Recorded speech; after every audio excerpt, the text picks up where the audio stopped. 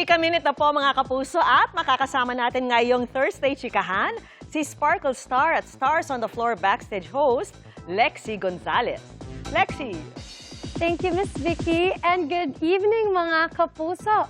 From a near-death experience hanggang sa isang diagnosis, aminado si Apoy sa Dugo star El Villanueva na mahirap ang mga pinagdaanan niya recently.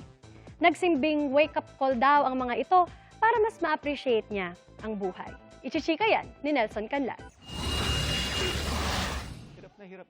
Sa pagpapatuloy ng GMA Integrated News Interviews, muling binalikan ni Apoy sa Dugo star El Villanueva ang kanyang near-death experience.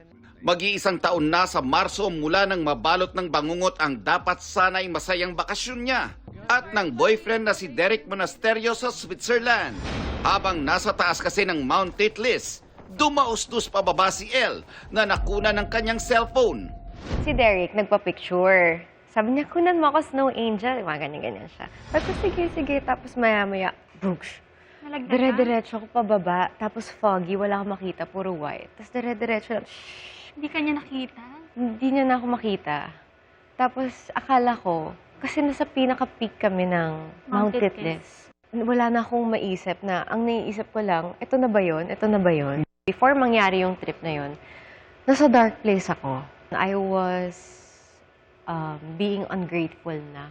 Because I can't help it. Alam mo yung pag ang dami ng thoughts na nangyayari sa mind mo, hindi mo na ma-filter out na nagiging ungrateful ka na ang dami mo ng question. If what's happening is enough na ba? I think part din yun ng midlife, quarter-life crisis. Ganon. Naging wake-up call daw para sa aktres ang aksidente.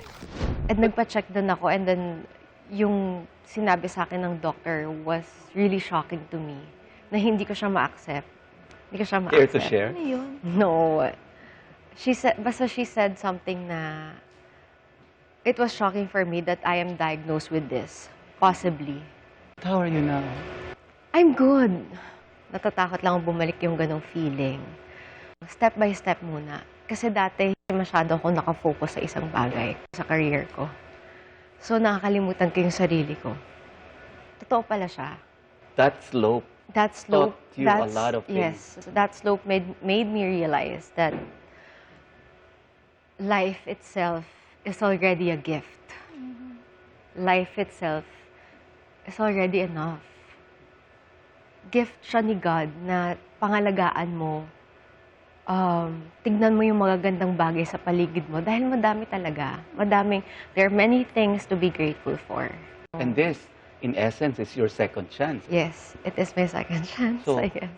paano mo na hinaharap ngayon? Iba na. Live to the fullest. Live at the moment. I spend so much time not looking at my phone. I don't use my phone as much. And I do appreciate the people around me. I really take my time to talk to them. Nung naging mas open ako sa buhay, I started caring less with what other people think. Just spreading the love. Alam mo yung pagpunong-puno ka na ng pagmamahal, doon ka makapagbigay ng pagmamahal sa iba. Mapapanood sina El at Ashley Ortega sa upcoming series na Apoy sa Dugo, kung saan gaganap sila na magkapatid. Ngayon lang daw sila mapapanood ng mga kapuso na gumanap sa challenging roles tungkol sa pamilya, pagmamahal at obsession. Binuhusan din nila ang kanilang roles ng matinding paghahanda para daw mas maging makatotohanan ang kanilang pagganap. Mapapanood na ang Apoy sa Dugo sa March 2 sa GMA Afternoon Prime. Nelson Canlas, updated sa Showbiz Happening.